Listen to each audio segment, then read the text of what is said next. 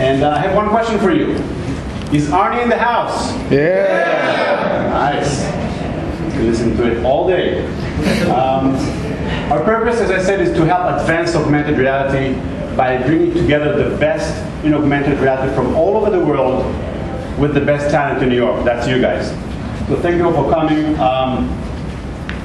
This is our 4th year now, and we're over 1,300 members, which is amazing, but it's not really about the quantity, it's about the quality. And what we really like about this team, this group, is that we have people from all walks of life, from developers, designers, artists, police officers, professors, you name it. And that's what really makes this group so special.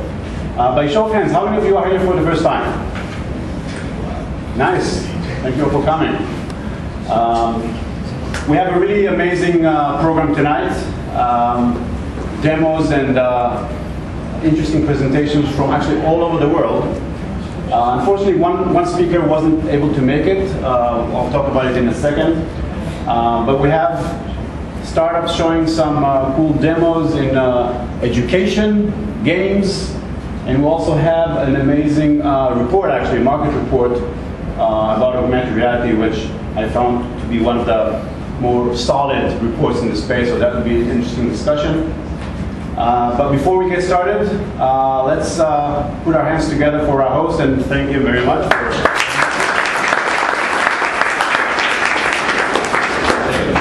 I'm David Solomon. I'm the president of the Internet Society of New York, which is a chapter of the Global Internet Society, which was actually founded by the people who developed the original Internet, windsurfing.com. Originally, they did that to subsidize and organize, finance the Internet Engineering Task Force, which sets the technical standards for the Internet. But since then, the organization has expanded. Currently, 80 chapters around the world, with many different kinds of programs to ensure the open development of the Internet and to support open access for everybody. Our motto is the Internet is for everyone, and to promote Internet freedom, civil liberties in cyberspace, as well as doing things like building out infrastructure in developing countries. Our focus here has been a lot working closely with the open source software community and free culture groups and that type of thing. And we're now expanding, and we're going to form a new separate chapter which will be devoted to augmented and virtual reality. And so I was very happy to be able to co-sponsor this event. And we'll be very soon we're setting up a website, and we'll be doing our own initiatives in terms of software development, as well as addressing the complex issues of privacy, security, identity, and the public policy and legal issues that are associated with augmented and virtual reality. So beyond that, I'm sitting down. Oh, we can show our cool Internet Society video. Ever wonder what the internet will be like 20 years from now? Imagine the possibilities. Could you have imagined 20 years ago how people use the internet today? 20 years ago, before the World Wide Web and instant messaging, before Google or Facebook, or YouTube or Skype or Twitter, or any one of the thousands of other applications and services we depend on today. What started as a research project amongst a handful of scientists is now a global infrastructure, at the core of how we work, how we learn, how we live. The internet today connects more than 1.5 billion people. Families use it to stay in touch, students use it to learn, and neighbors use it to connect with communities. Organizations use it to bring people together, and companies from nearly every industry across every continent use the internet to connect with customers and to coordinate operations. Since the beginning, the internet has brought on an amazing explosion of innovation, collaboration, and economic growth. And it's not by accident. The internet's growth has been guided by a few simple principles. Open technical standards, shared processes for technology and policy development, and transparent and collaborative governance. Even as technology has changed and its reach has grown, the internet has thrived because the people who build and manage it have remained committed to these principles. The internet empowers people. So what about 20 years from now? In what ways will we use the internet then? That depends on the actions we take today and how we face the rising challenges and embrace the emerging opportunities. Together, we can ensure the internet continues to empower its users to imagine and realize new possibilities. The Internet Society brings together tens of thousands of individuals, like you, and hundreds of businesses, governments and other organizations from around the world, all committed to keeping the Internet open, shared and transparent. A global Internet Society is a community that tackles issues at the intersection of technology, policy and education that are key to the Internet's continued success. You can be part of making sure the Internet continues to promote technical innovation, social equality and economic development. Join the Internet Society today. All right, thanks again.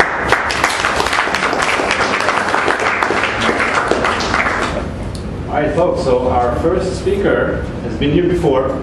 He's actually, I think, heading one of the best R&D groups out there that develop augmented reality technology, and has been showing us some early versions of a project that recently was launched, a game, and I'm going to let him show that to all of you now that it's out in the wild, and you can all try it out as well. So please join me in welcoming Oriel Verdier.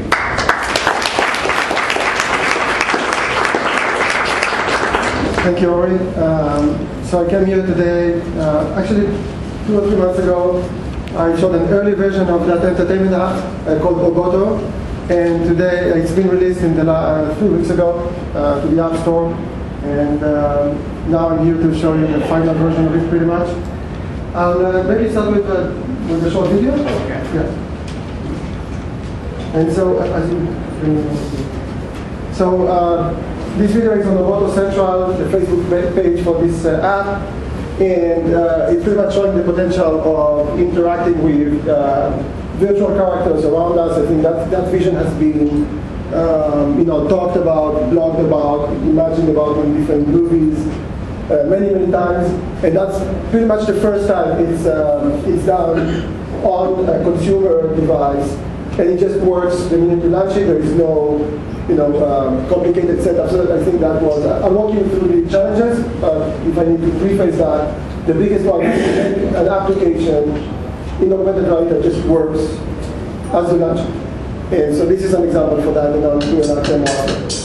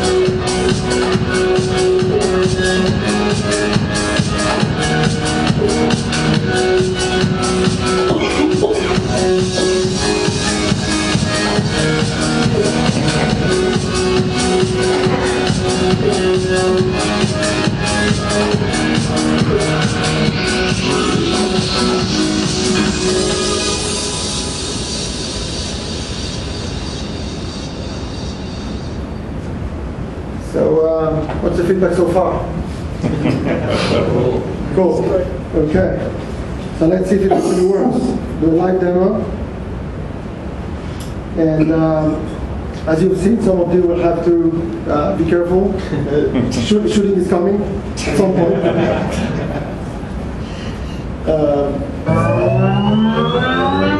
Do this for a second, and we'll be okay after that. So, but that's pretty much the garage room, if you want, where you can switch between different robots. This is the first one to be introduced. Each one of them has different features, and you can test them, try them in different ways. But the really cool part is when it's being launched out from the garage into the real world. And so here you are. And the first thing you need to do is to position the target on a flat surface and tap to land our object. So let's go for this area here.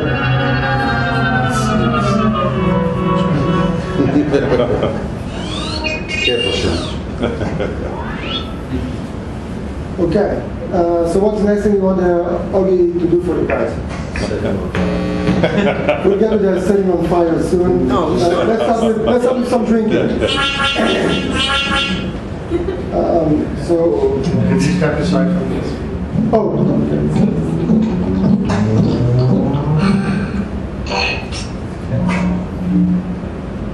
okay, so also some simple lines interaction as you touch him.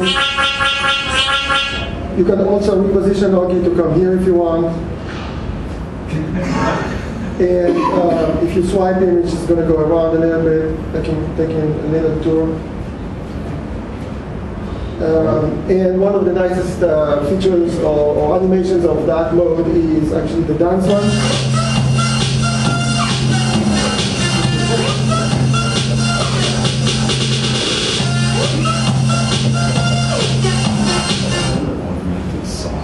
So I've got, I'll show you a video, actually I don't know if you have it on YouTube, but there's a video I did with, you know, the guys in the subway where they do the drums.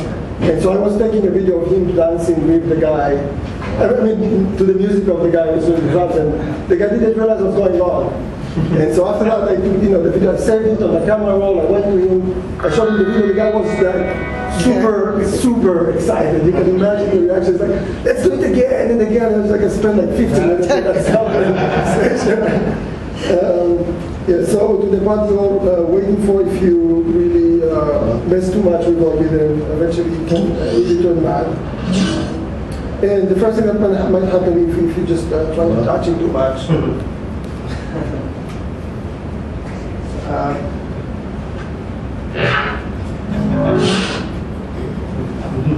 The other thing is, he knows where you are, so if I'm moving here, it will actually...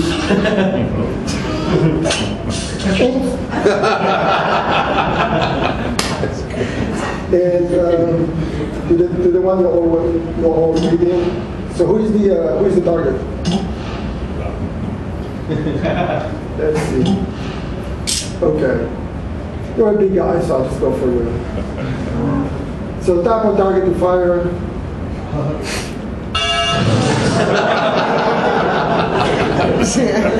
Now, the nice thing about that is you can also take a video of that. So now I'm starting a video sequence, and I'm going to upload that to YouTube after that.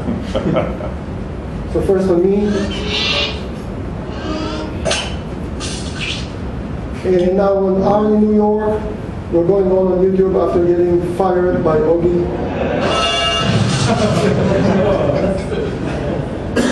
And so the video stops, and I think you'll have to tilt your head again. Oh no, okay, it's working that way. And I can just go directly to YouTube upload. Okay, so I need to sign in on Augie's name, but I can do that later. And for now, I'll just save it on the photo album, so we can put it as part of the ARNY page. I guess that's pretty much it for today. Any questions? I'm happy to take.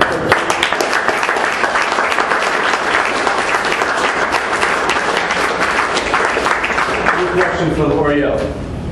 Yes. Is the finding of the floor purely computer-based, or are you also using some other?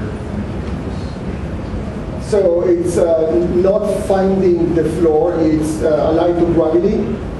So it is using the accelerometer for gravity, and as you've seen, at some point I positioned it up here, so it wasn't really looking for a surface. The instructions are to look for a surface just because the illusion is better. So it's not assuming surfaces, it's just the illusion is better on surfaces, but it works in any environment. Sorry. If several of us were using it simultaneously, do our Augies appear on multiple screens? Is there any multiplayer nature of it? Yeah, great question. I'm getting that question a lot, by the way. So it's like the natural next step for evolving this application. Yes? I think you have a question. See, it's popular. With the sound that he was dancing, Yes. was he dancing to whatever music was playing, or was that? Yeah, so one of the requests we're getting from users is to make it dance to my iTunes songs. This is just a pre-baked song from that. last question. What platform are you using? Is it like Unity, or is it Stream, or? Yeah, excellent question. So the application itself was developed in Unity. The computer vision part of it is proprietary technology in environmental that was introduced to Unity as an SDK. Oh, and by the way, the screen capture seemed to be a popular request we got after we started to release this. It seems like a lot of developers need the ability to capture the screen and the sound, just like I did able to upload to YouTube. And so we released that part as a Unity plugin, and it's on the Unity Asset Store. I noticed what was cool is marker free. You know, like there's no particular marker. Yeah, it just works, and that's where I preface the conversation. One of the challenges that we've seen as a company to introduce this type of applications to the mass market is the need for either markers or initialization, where you'd be amazed how difficult it's for users, my mother as an example, to actually, if there's like a sequence, you need to go here and something and back. We'd be amazed how this is difficult. And there have been some attempts by other companies to show like really nice UIs and to guide you through going around, but my philosophy is that this is absolutely out of question.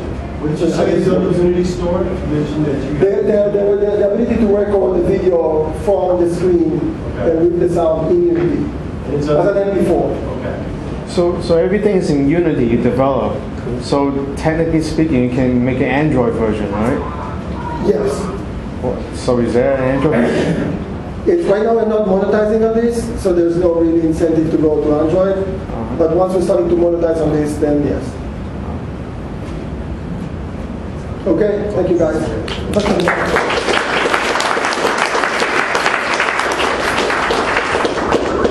All right, guys, our next speaker is from the future.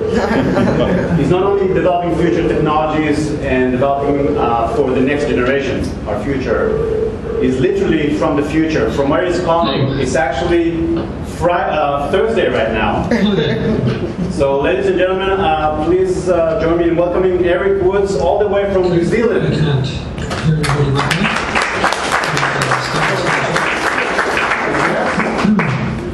Eric, can you hear us? Eric? Eric, can you hear us? I think we hear it. Okay, my screen should be sharing now. Okay, we can see you. So I think we need to see that up. Yeah, I'll put it up in a second.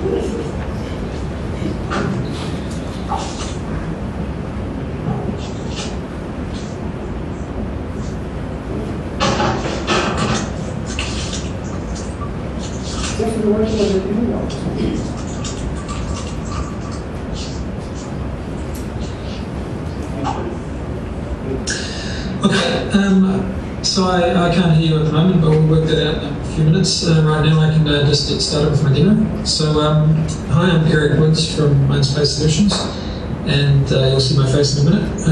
But today I'm going to be talking about Imaginality.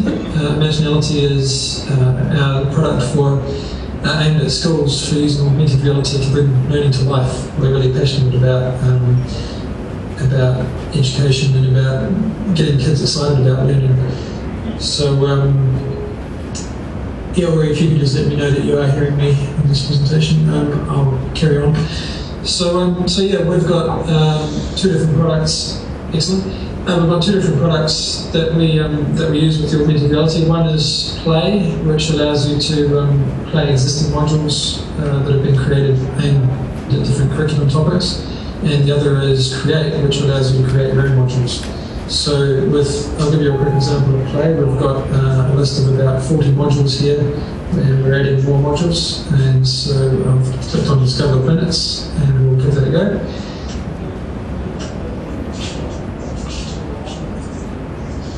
So it starts with an introductory screen to let you know what you should be doing in this module. And then here's the module. So, hi, you can see my face.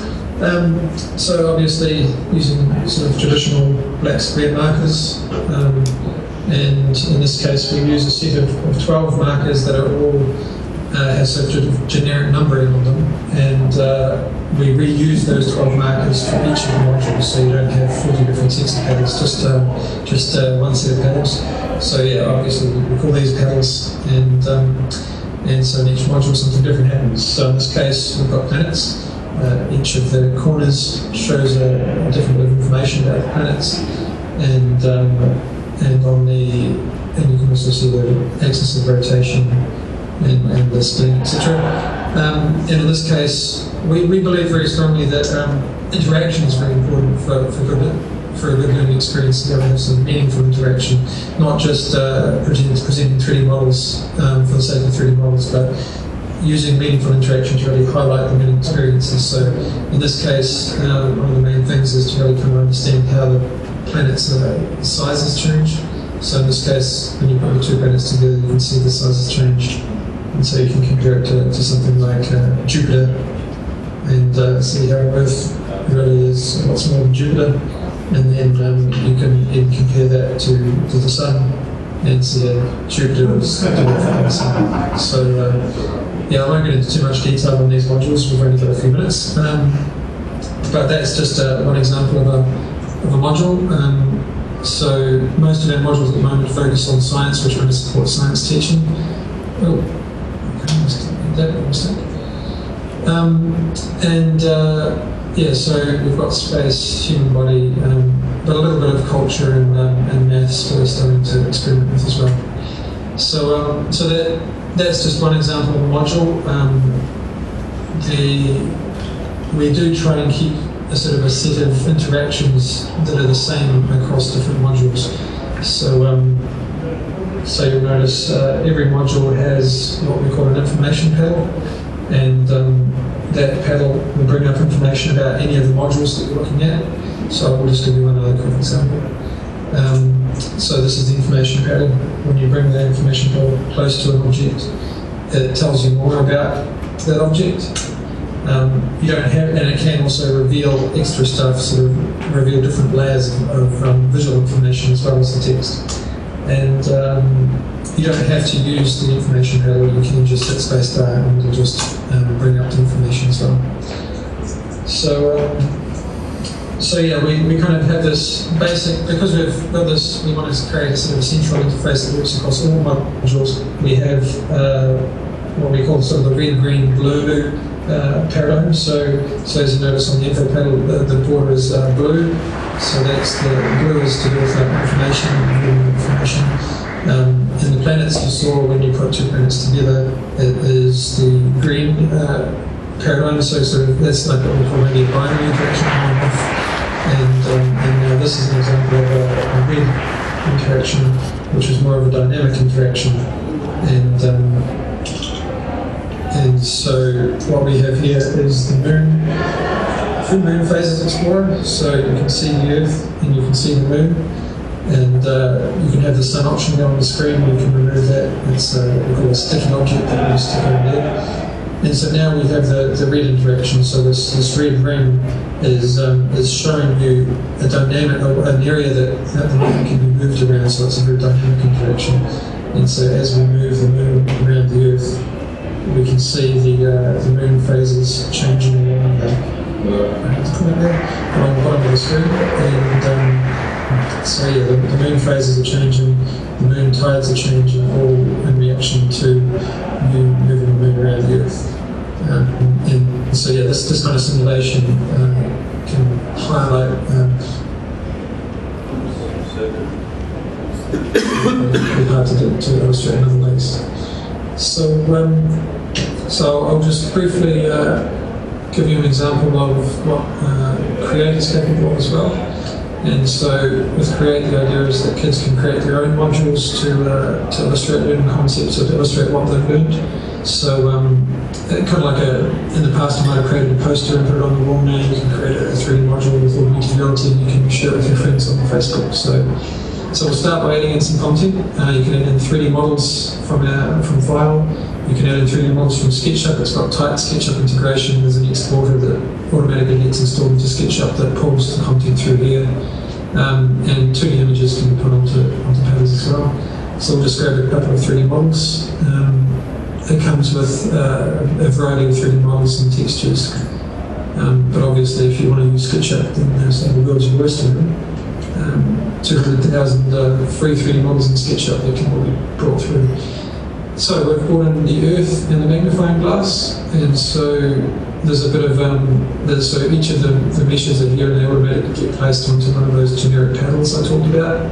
And then there is these are just sort of the associated assets, the texture, the color of the Earth, that kind of stuff.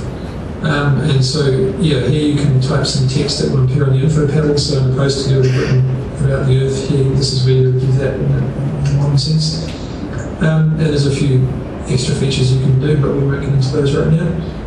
Really, the key thing that's unique about Imaginality, we think, is being able to add interaction easily. So in this case, we're going to add an interaction with the Earth, and so we come in here and add an interaction that's kind of two parts. The first part is a trigger, what has to happen for something to get triggered, and then the second half is the result, what happens once that trigger has been fired. So in this case, we're going to have a trigger of distance closer than, so whenever the Earth gets closer than 200 millimeters to magnifying glass, then something will happen. So the result, it's a magnifying glass, so we're going to make things bigger, resize the Earth, and we can make the Earth 200 times larger in that one axis, and we'll see the result of that. So I told it to use panels 1 and 2, so we've got the magnifying glass, we've got the Earth, and when you bring them together you see the Earth getting twice as large in one axis, and you see the bases turning green. That was the sort of the green interaction that's common across all modules. So really, yeah, it's as easy as that to create an interaction. We could obviously make it twice as large in all 3 axes. And then I'll just finally show you one extra thing that we can do. We have always been wary that teachers may not have a lot of technology available in the classrooms, and if they don't always have enough paddles or enough webcams, then they can still use all of the software that we provide. They just use it in what we call mouse mode, where you have virtual paddles instead of real paddles. But so you've still got your paddles that are being used, and the interaction is still exactly the same. It's just moving virtual paddles instead.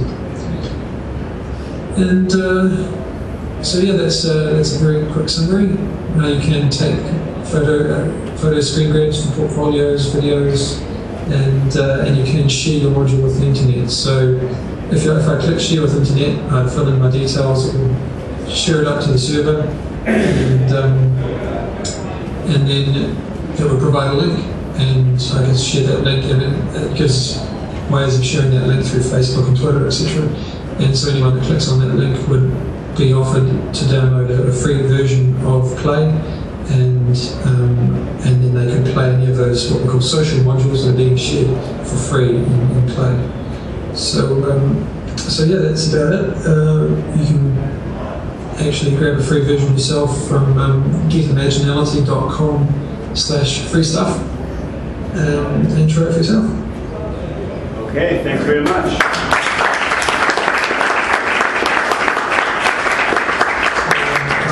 Can you hear us? Eric, can you hear us? Webcam now for video, I guess. Or you can direct me a bit. I'll have to turn off the screen sharing first, I guess. I don't think you have to tell me that. That might have just yeah, okay. I'm going to hang up. I think So we can do a little still bit of Q&A. afraid. Let's try it again.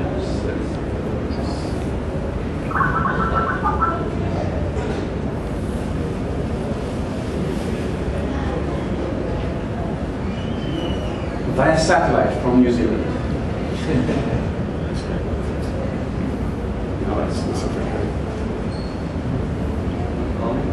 The person whom you're trying to reach is currently unavailable. Okay. What's the name of that site? Imaginality. Yeah. Get it. But I think we just lost the connection, so I think we're gonna have to, and maybe we'll get back to Eric and, oh, here's back. Tweet questions.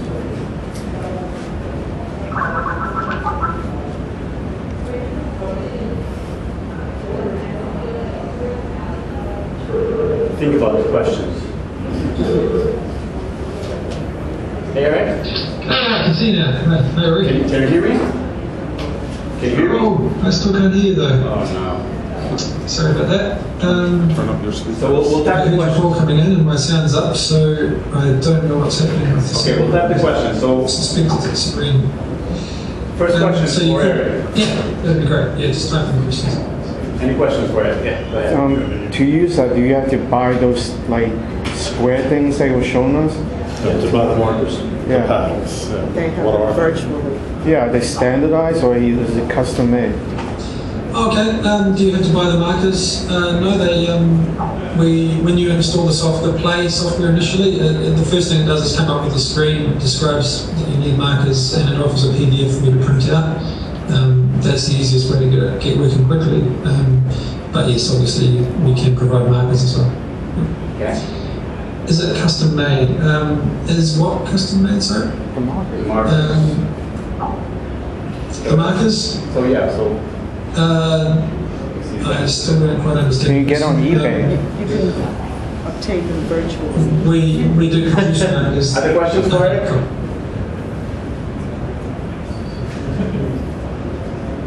all right. Do you like it?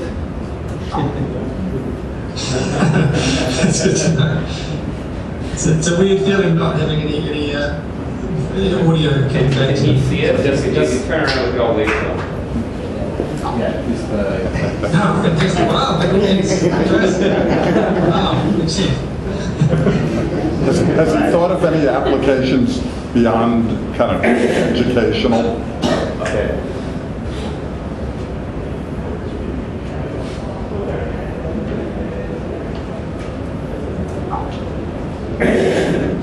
Yeah, good question.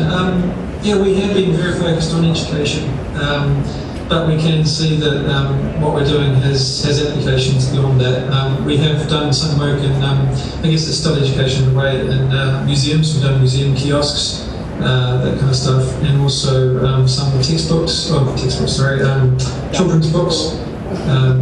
So we're partnered with someone else who was working on the publishing side of the textbooks. Sorry, children's books. And yeah, so what I haven't mentioned actually is that currently it's just working on we're working badly to get it working across other platforms as well, and so we really see that that pretty shortly we'll be able to have a situation where you can make a module on a Mac or a PC and then share that out to any mobile device, so iPhone, Android, or any device with it. And so yeah, we feel like once we get to that point, then the platform would be better to open up to anyone being able to do what they want. All right. Could No questions? Go ahead. you give us a link where we could also learn about the children's books? Where? He mentioned about augmented children's reading. Could he give us like a link or a way to find more about that? A link to find more about children's books. And publishing?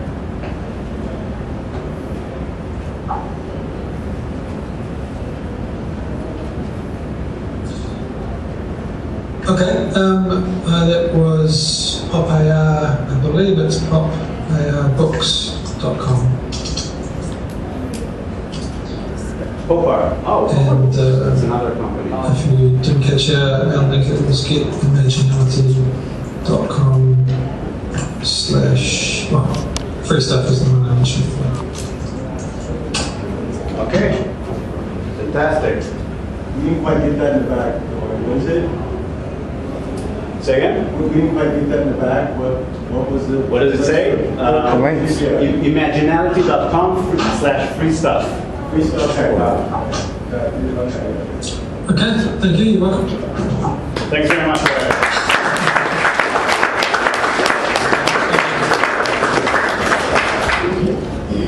Right, we're back to New York just for a moment, and continuing with the theme of education, there's actually a very interesting work being done right here in New York in education. Our next speaker is actually working with high school students to create augmented reality applications, which I think is amazing. Please welcome Jay Van Buren.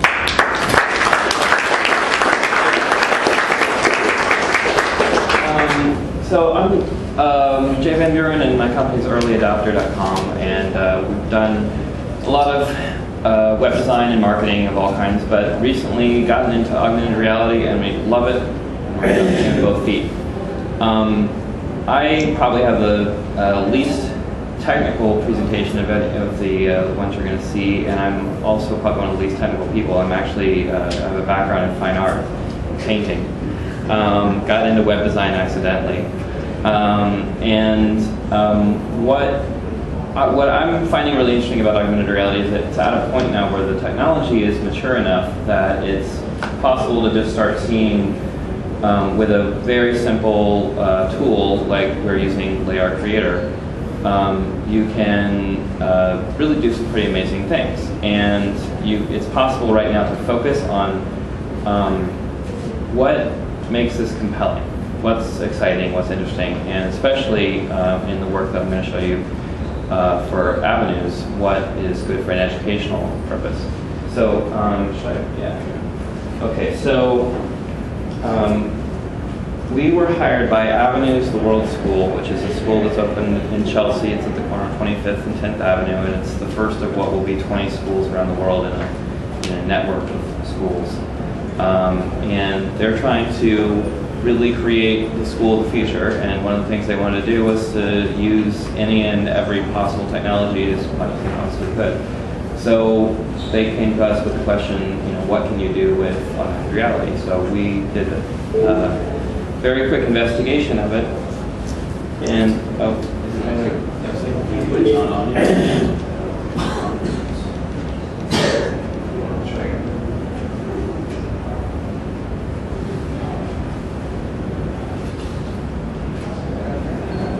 there we go.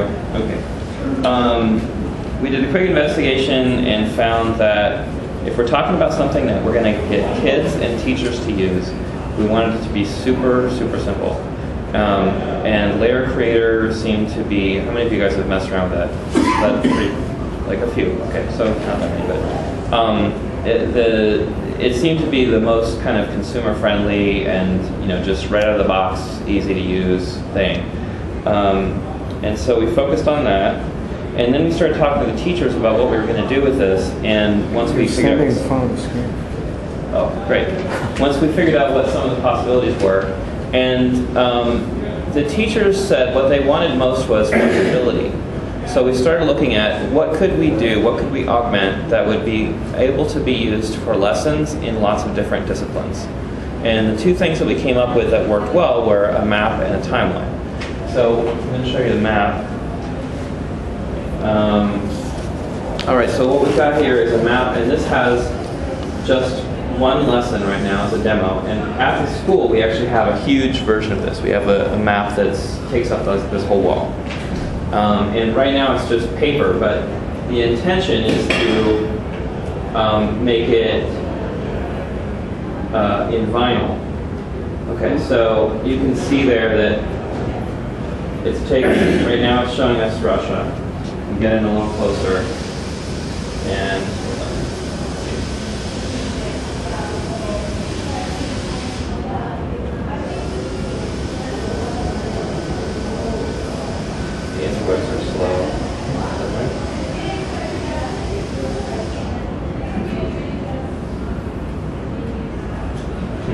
Okay, of course it's going to give me trouble when I'm trying to show it.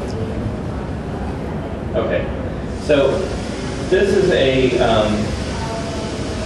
lesson that was developed by one of the teachers, and the idea is these are actually different bands in these different countries, and it's taken from a list that was created by The Guardian, and so they were like hot new bands, and the idea was to get the high school kids talking about the act of selecting those different bands and what the choices that were made by the editors of that magazine, and then to create their own. There was nothing at all in Africa. That was one of the things that I wanted to point out.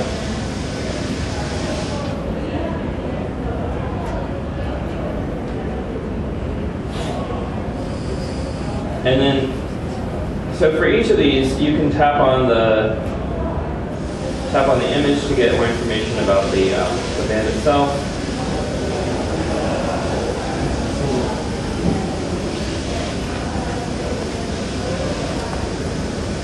So that's the band in this case. And you can also hit the play button. And hear the music.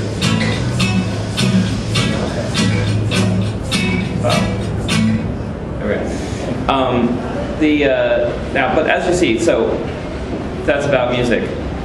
This same thing could be used to teach someone about population, pollution,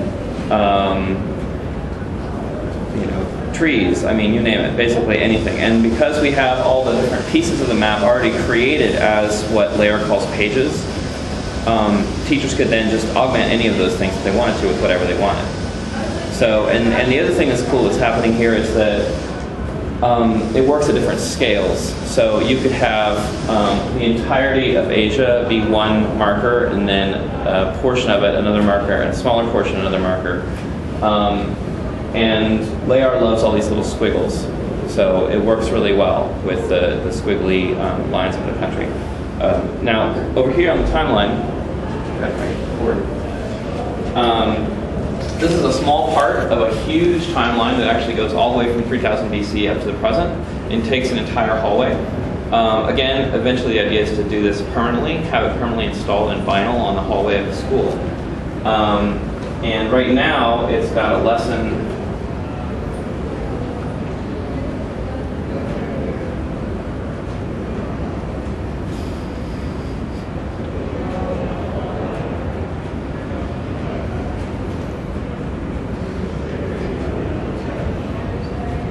Right now it's got a lesson about shoes in the history of art. But again, this could be a lesson about any topic that you wanted. And because the timeline itself is neutral, it could be reused by different teachers for different lessons at different times. And what we're doing next is we've got an augmented reality club. And the kids are actually, we just met for our second meeting today, and they've got some fantastic ideas of what to do with this map. And one of the things that we're going to do next is some interesting content about art in different countries and how it relates to each other, both now and in the past. So the kids are excited about it. It's a simple enough thing, you can use it. And the last point I want to make is that in both the case of the large map and the case of the timeline, which is quite long, I think that for educational purposes, one of the most exciting things about augmented reality is the reality part of it. It's the physical space and the fact that the kid has to walk all the way down the hall to get from ancient times to the present, because that dramatizes history in a way that a book or a timeline or an interactive website or something just can't. Because you actually physically have to use your body to move down the hall to see it. And the same thing with space in terms of, I mean, it doesn't work here because it's too small, but with the big map, you get a sense of distance. Hi, this is great. So, you found that. So anyway, I will thank you, and questions?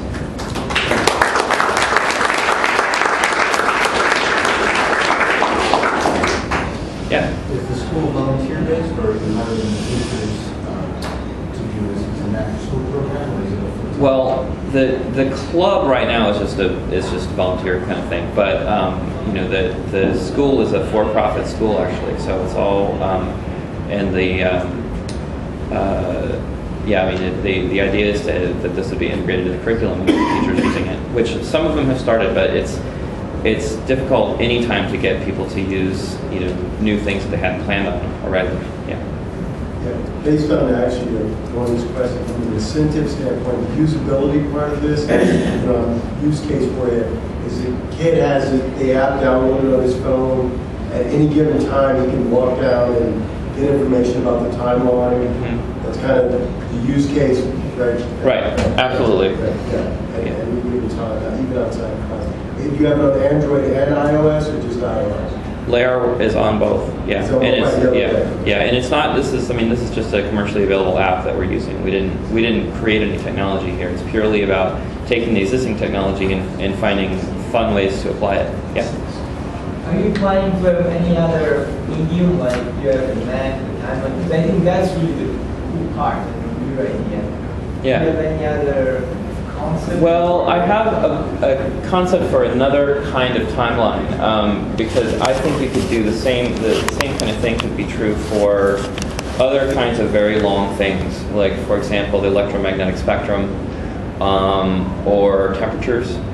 I would love to do something with the depths of the ocean. Like if you had, like maybe if you had a stairwell or something, you could, have the surface of the ocean be at the top of the stairwell. 10 floors down is the bottom of the ocean, and you have augmented. This is where squid live. This is where whales live. Showing the space. And how tiny that boat is. Compared to the depth that's beneath it. And one of the things, the very first thing that we did with I had a fantastic crew of interns that we just jumped into this and started saying what can we do with the crazy stuff? And one of the things that we did was take the column that's in our office and make it into a model of the 1969 moonshot. So we did, we said how big was the Saturn V versus how far up is orbit. And it turns out it's really far. Really far. And, that was something that I never really understood until I saw it dramatized in that way, where I had to get down on my knees and look at the size of the rocket down there and then say, wow, and orbit is up there. And that, to me, that's what this can do. That's really exciting. Yeah. I was wondering if you've had enough interaction with kind of the kids and the educators to kind of compare how they, the two push the vision in very different ways. Yeah, the kids get it immediately and are just all over it. And also they're much more forgiving of, you saw this in this demonstration. Of course, it's because people are watching. But, usually it works pretty well. But, there's going to be glitches and things don't always work perfectly. And the kids are like, oh yeah, no problem, and they're like, oh well, we'll try it again, and they just go with it. And other people, actually it depends. Some of the teachers are like that too, and then others of them are kind of like, it doesn't really work so well. I'm not sure about this. So it varies, but definitely the kids are into it. And one of the best things that I think we want to do, and why we tried to do it on this really simple platform, where we were using Layer and not using their API and not using any of that stuff, is because we want to get kids creating content and kids teaching other kids. So we want to get older kids creating lessons for younger kids, because I really think that's a great way for them to use it. Yeah, in the back. Have there been any concerns from the school about liability or what if someone makes it so that when you look at the principal's car, there's something offensive or whatever? That hasn't come up yet. I don't even actually know. Yeah, it hasn't come up yet, but yeah, that is one of the dangers of augmented reality, right? It's all of a sudden reality is a read-write medium. Yeah. I'm just curious, have you started with, it seems like this is a great way to teach across disciplines, right? You can see, you go for art history and then you see what is happening in the social scene at the time, right. The newsreels and whatever else you want to bring up. Right. Have the kids started to respond on that level, away from sort of what the standard curriculum would direct them to? They definitely start seeing all the connections and thinking like that, yes. And one of the things that it's like holistic history almost. Yeah, absolutely. And you could do that with the timeline. And one of the things that is a feature that I think Layer needs to have, maybe you guys can all help me lobby them to do this, is that they need to have the ability to switch in and out of different campaigns using the same markers. Because if right now we can only do one lesson at a time, so we would have to take down our lesson about shoes in order to put up a lesson about the next thing. But ideally, you'd be able to just be like, I'm on a timeline. What do I do? I want to look at this topic, this topic, this topic, and then be able to switch back. Japanese science art. Yeah. Or maybe one of you guys wants to try to plug into Layer that does that. Any other questions? Okay. Cool. Thanks. Thank you.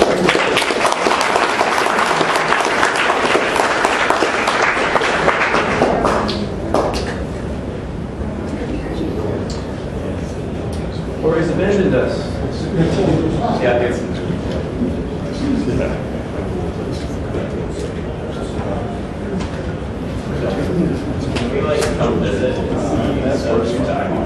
Okay. Yes, absolutely. You can email me jay@earlyadopter.com with a hyphen, early-adopter, and yeah, email me. I'd love to set up visits with anybody that wants to come. Oh yeah, jay@earlyadopter. All right, thanks very much for Jay. And you know, we've seen many numbers floating around about the size of the augmented reality market today and in the future. Anywhere from millions to billions and even some trillions here and there. But unfortunately, many of these reports weren't really grounded in reality. And what we found is actually the next speaker, which has been doing some amazing market research in the past with different tech markets. And today is actually going to share with us his latest report. He fell in love with the augmented reality market recently and created a very solid report, I would say. So today we're going to have a kind of quick glimpse at that. And hopefully we'll also have a webinar following that in the next few weeks where you can share a bit more information about that. So I think it'll be a very interesting discussion. But we still have issues with Skype sound. Lawrence, can you hear us? Okay, great. We can hear you very well. I'm just going to put you on the big speaker.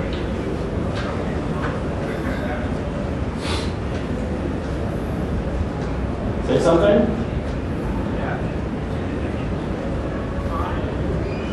Can't hear you yet. The light is on.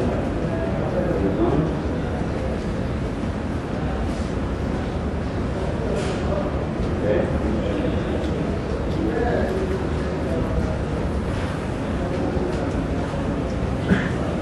Say something? 1, 2, 3. No, can't hear you on the phone.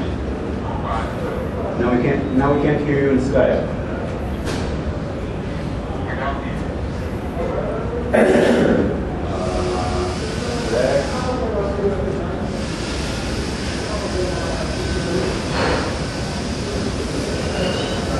How about now?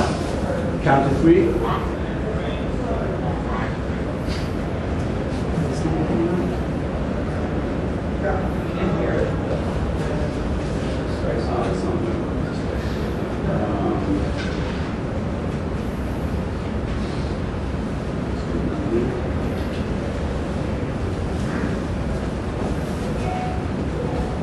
Try one more time to count. 1, 2, 3.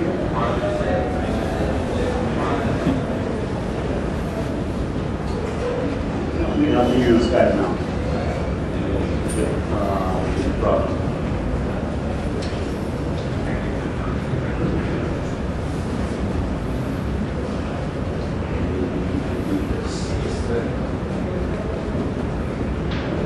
Say again. Say something. Okay, so this is not. Who knows how to operate this? Yes, everything's That's not working. Everything else is working. No, now it's on.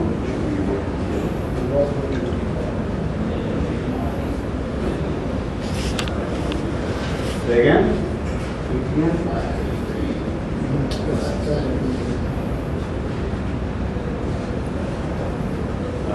Okay, so now we hear you on the computer. We're good. Can you hear me now? Okay, so now I can. You're cut off.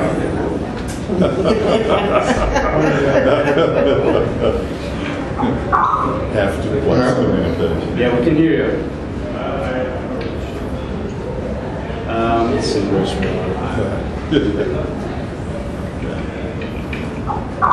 diminished reality.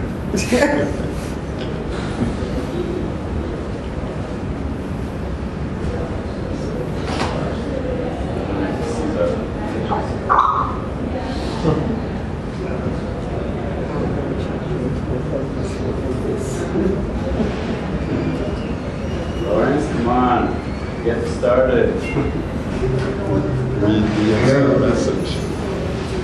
Hello? Hello? He was me reading through his computer.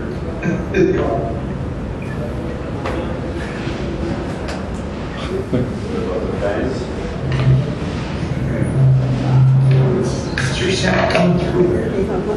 Well, the worst slide is just, yeah, so that's our title slide, and I want to start with slide 2. So let me tell you a little bit about Smart Tech. It's a company I founded last year with the idea of providing industry analysis and forecasting for a bunch of technologies that sort of clump around Internet of Things and the whole bits and atoms, man. And it's a new company, but it has an old pedigree. It's the third company I founded looking at market opportunities with new and emerging technologies. I'm old enough that the first of those companies now covers a technology that's no longer emerging, which is optical communications. And the second of the companies covers advanced materials. The point being that the approaches, the strategic approaches and the forecasting methodology that we bring to augmented reality and to other related technologies has a pedigree going back at least 30 years. In the study that I want to talk about briefly today, we look at the revenue opportunities for augmented reality, and we also provide strategic profiles for 31 leading AR firms. There's nothing magical about the 31, it's just the way things turned out. And the report is intended as an input for strategic planning by senior staff, senior executives in the AR business and companies who are planning to invest in that. So can we move to the next slide, please? The three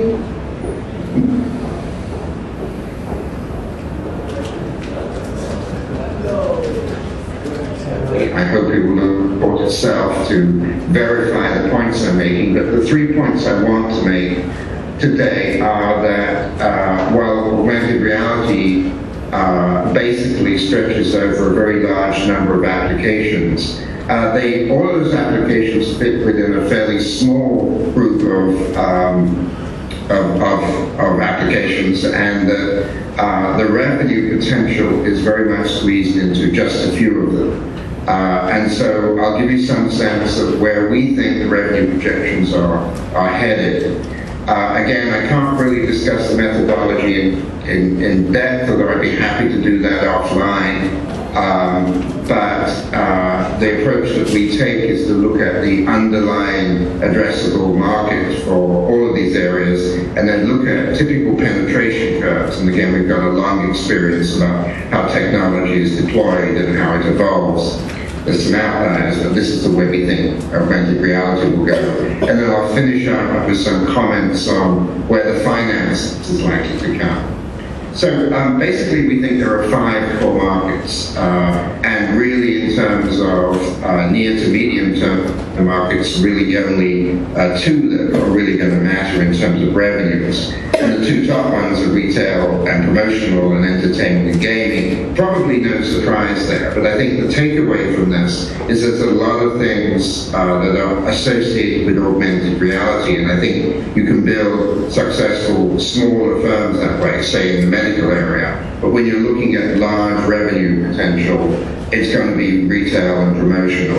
And I've listed there some of the different products and business models associated with that, including retro shopping malls and retail, and some of them are very innovative, like retro shopping malls, but I think a lot of that revenue in retail and promotional is really going to come from just the adoption of augmented reality into pretty standard web design palettes. So for instance, when we set up the Smart Tech website, we used a fairly large web design firm. We don't know anything about augmented reality. Roll forward 10 years and we think that exactly that kind of web firm will know. I mean, that just be part of one of the things they might suggest. Not that everyone will have it, but they might suggest. But I think there's some challenges. One of the factors for deploying it now is definitely the wow factor, and that's going to become less of a wow factor as we move forward. And the technical challenges, as we did our work and we reviewed all of the key products and key companies in this space, we could see the potential going forward, but there's still a lot of things that need to be fixed, apparently like Skype. The other thing I really want to point out, I began my career in the toys and games business a long time ago, and there's a great deal of talk about AR in the toys and games business. One thing that hasn't changed is that successful games, especially successful games but successful toys, are really very rare. And back a long time ago, I was always reviewing new games. Very few of them, ever made more than a few hundred sales, and I'm not sure that AR necessarily changes that. So something to watch in what is, in our view, the second biggest for the next few years segment. I'm going to switch on because I know my time is limited. Let's move on to the next slide, Ollie, please. So why are we even pursuing that? Because looking at some of the numbers on the previous slide, they're not that great. And if you're coming to it maybe with a perception of a small business, some of those numbers look fairly nice. But if you're coming to it from the perspective of a large business, say a Google or an Apple or somebody who wants to get into the space or is in it already, they'd like to see much bigger numbers. If you're a VC, of course, and we over the years have dealt with a lot of VCs, we know what their expectations are, and they're not the numbers I showed in 2018. What we've done, and again, I can't provide much proof for this, that's in the report, when you look at what we think are reasonable penetrations of the market, you start to get to billion-dollar markets by about 2020, and then start shooting up. So I think the revenue expectations here, if you're starting a business now, is it's a nice business to be in at the ground floor, but you shouldn't expect huge numbers for a few years. And moving on to the next slide, I think there are basically three conditions for success. We talk a lot about those in the report. One of them is clearly innovation, and I think that as we move forward with AR and actually with associated technologies like gesture control, we also have a report coming out on that, sort of out already. It has to be real innovation, something that stands out. Again, this relates to the wow factor. The wow factor will go away, so what's going to have to look good in the future is something that really relates to marketable functions and features of the product. I also think, and this, we could talk about this just alone, is you need an adequate pricing model.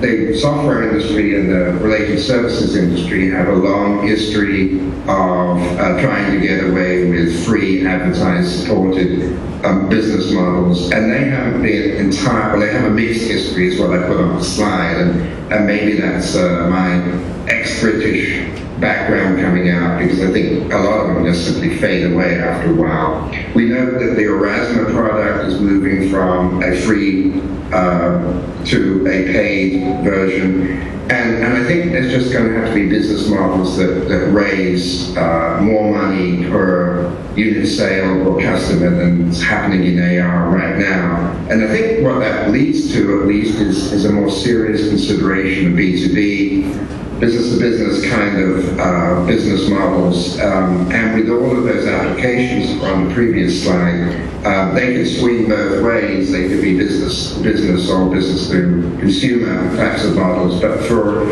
early evolution, I think B2B makes an awful lot of sense.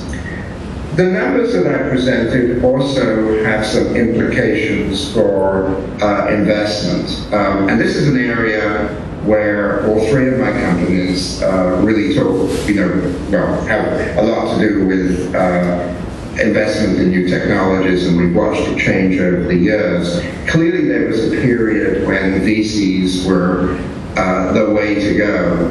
But I think some of us forget that there was a world before VCs and technologies were financed. And I think, this is just my opinion, and I think it will impact AR.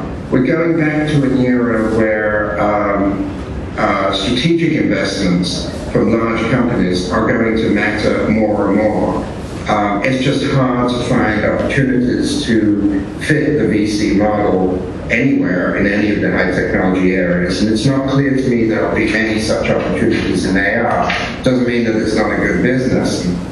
I'm in a business that doesn't get much VC money and probably shouldn't. So I think a lot of people in the over the next 5 to 8 years are going to be looking to some of the big software and big chip companies and others for strategic investments. And on the almost final slide, so I guess we move to the next slide, Ori, I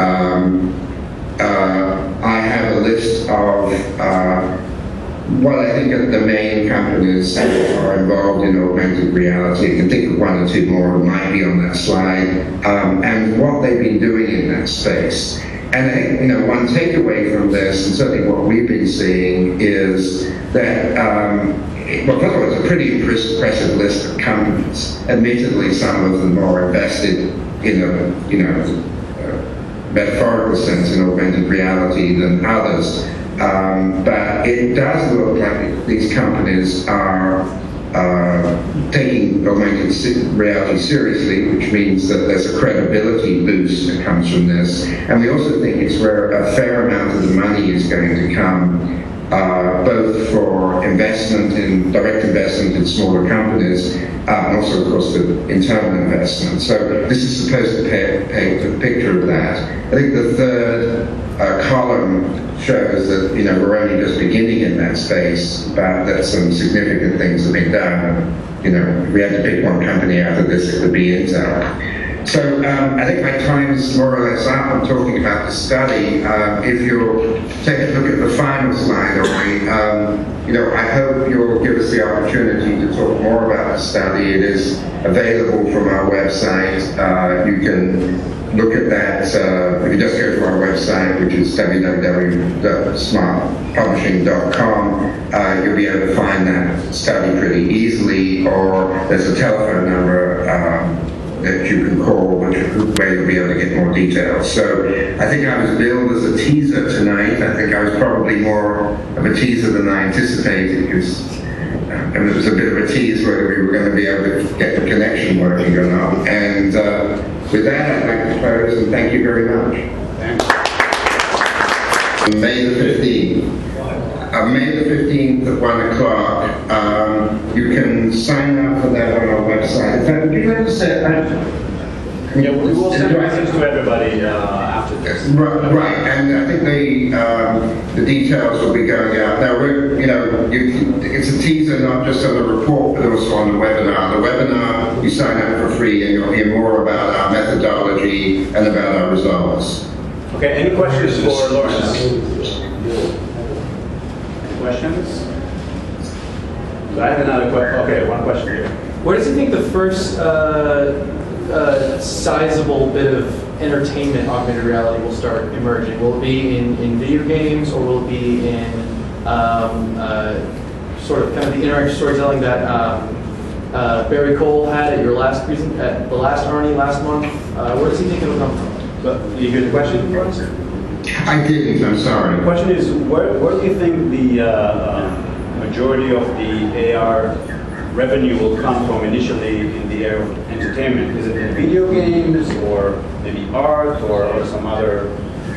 I think it's going to be in video games. I mean, and video games understood fairly generally. I mean, it might be Xbox, or it might be on a mobile platform. I mean, we're number crunchers to some extent, and hopefully some of that came out.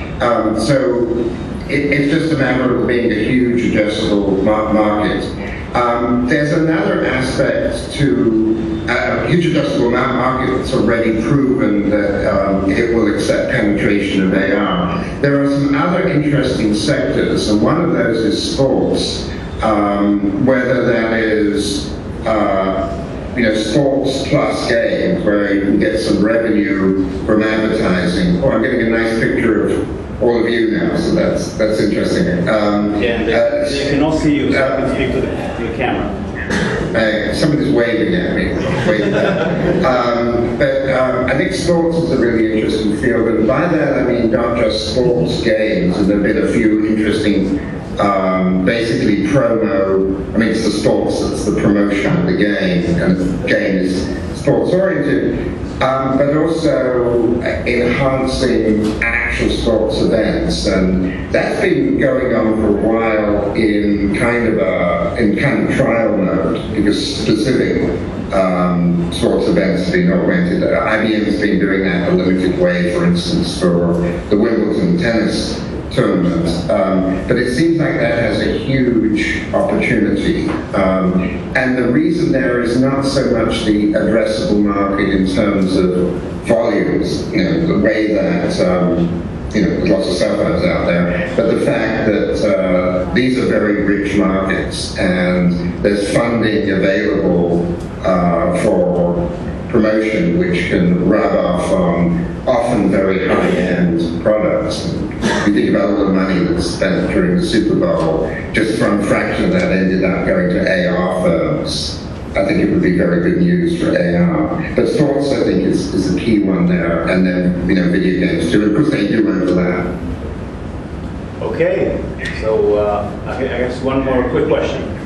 Yeah, well, do you think AR adoption is going to be sort of like a linear progression, or do you think there's going to be sort of one really compelling use case or example that really sort of fires people's imagination? So do you think there's going to be a linear progression, or there's going to be one vertical that is going to be, I guess, the main driver of the revenue?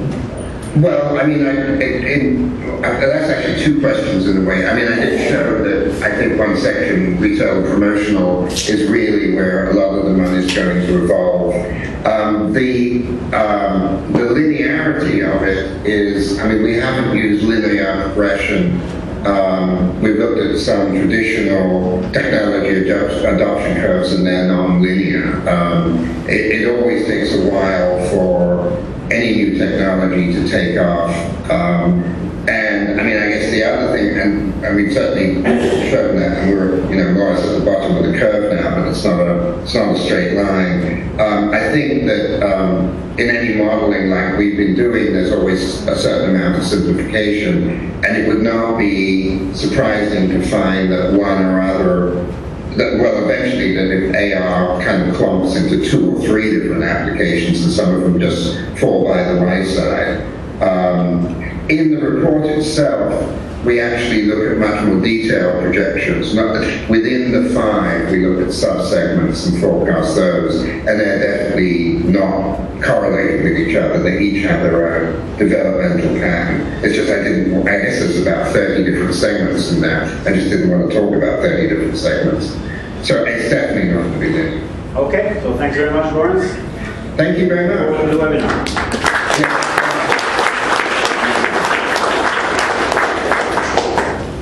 Okay, and not for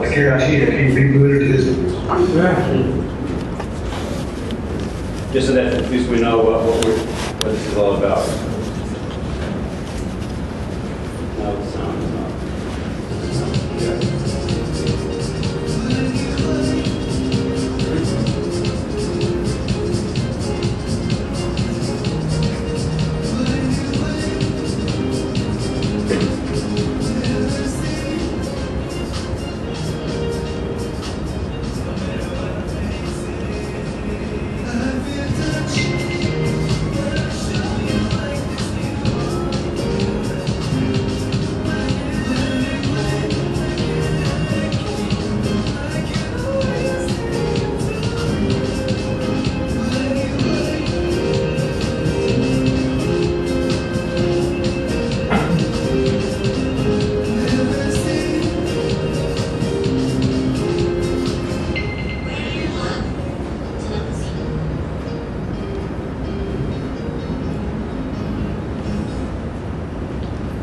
it. So like many Japanese products, you know, you don't get to see the product in action, but it creates sort of an emotional connection with it. And then at the end, you see what it is.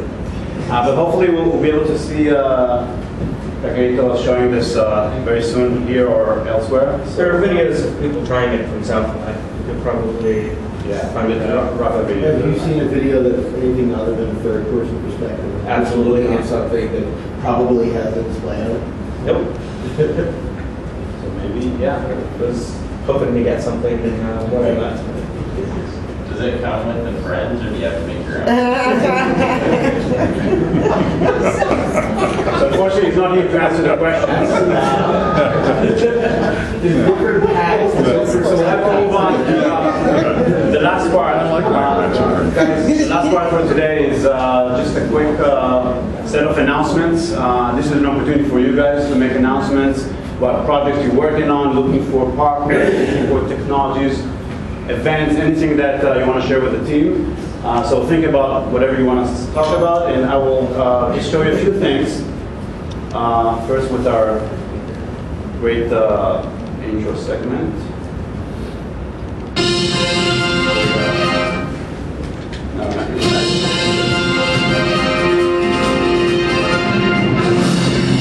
All right. All right, member announcements. So I don't know if you know, but there's an AR book that was written by one of our own ARNYs, Joe Rambola, and a co-writer. And it's been around selling pretty well. I think Joe is actually on tour today to help educate people about augmented reality. It's a pretty good review of what's happening, the key companies and technologies out there for those who just want to get a sense of what's happening out there. MetaView, which is another startup from New York, has been presenting their product, which is basically AR glasses with the ability to interact using gesture interactions. Very cool, and it's actually going to come out on Kickstarter pretty soon, so we hope that they'll get great support from ARNY and the community. How much? Is there anybody here that can speak more about that? Yeah. Go ahead. Hi, I just joined the team very recently, and I take care of the B2B business, and we're working with another students in Arab. So if you have any question about Nectar, Kickstarter, the plan date is towards the first 15 days of May, so we don't know exactly the dates, it's between the 7 and 10. And you will be able to join, get a developer kit, and start working on apps so that you can be the first to be on the market on the 3D app store that we're doing. If you have any question, I'll be here. Okay, thanks. Some upcoming AR events. First of all, right here in New York, AR Standards Group, which has been operating all over the world, I guess it's now in its 9th meeting. It's going to take place in New York, in Columbia University, hosted by Stephen Feiner, which is right here. Thank you, Stephen. And I guess position papers are still accepted. So if you have any ideas, things you want to talk about, share, this is the time to submit. And there's actually a promotional ticket for ARNY members, a little bit of a discount for those who want to participate. So that's coming in late May to New York. And in addition, there's something called Walkshop. We mentioned that in a previous meeting, but it's something that I guess Christine Perret, which is running this, came up with, which is, you don't just work in a room, you actually work on the street, which is very much in line with how people perceive augmented reality, something you do in reality. So I guess part of it is just kind of walking around and interacting with digital and physical content, and talking about this and really kind of developing ideas around it. So it should be a pretty interesting experience. May 31st, and you have here the link. You can sign up. Next, the largest ever augmented reality event is going to take place in June in Santa Clara, California. And as one of the organizers, I can tell you there's going to be over 100 exhibitors showing augmented reality demos from, from the industry, from research, from all over the world. There's over 100 speakers delivering about 35 sessions, educational sessions, and we're expecting to have about 1,000 people. So it's probably going to be the largest gathering ever of people interested in augmented reality. Highly encouraging you to join us there. And then next meetup on May 28th is going to be a special meetup at NYU Polytechnic University, and it's actually going to be hosted by Vuzix, and they actually offered to provide one free M10 SDK and a unit, so it's an actual eyewear plus the SDK for one lucky participant. So I guess a great reason to be there. But it should also be, a cool meetup, hopefully with less technical difficulties than we have today. With that said, I want to thank you all for coming.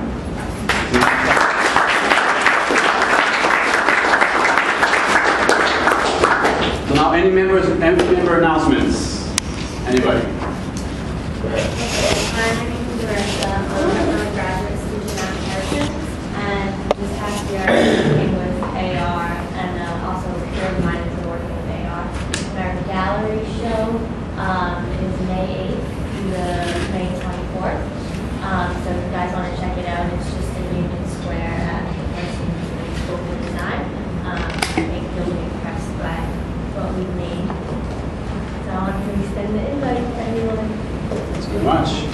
Anybody else?